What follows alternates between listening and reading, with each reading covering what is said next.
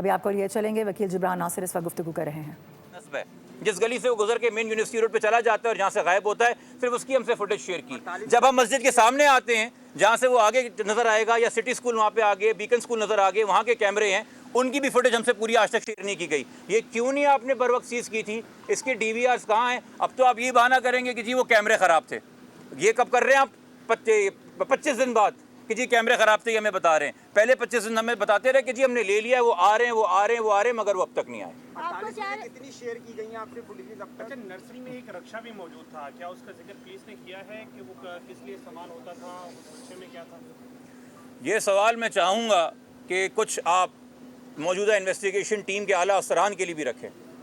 मैं हर चीज़ के ऊपर क्या सराई नहीं करना चाहता। जो चीज़ आप देख रहे हैं CCTV कैमरा पे, यकीनी तौर पे DIG से लेके DSP रैंक तक के अफसर इसके अंदर सारे हैं, वो भी देख रहे होंगे।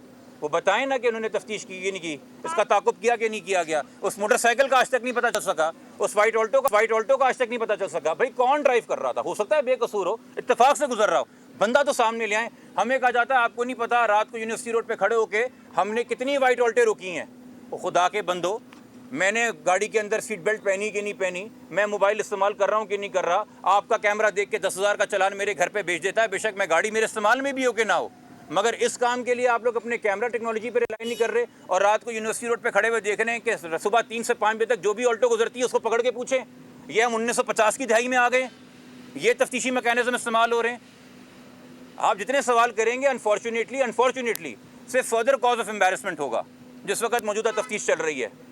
इसलिए अगेन इसको प्रॉपर तरीके से लॉ एनफोर्समेंट एजेंसीज की सारी खदमात हासिल करके JIT की तरफ लेके जाया जाए।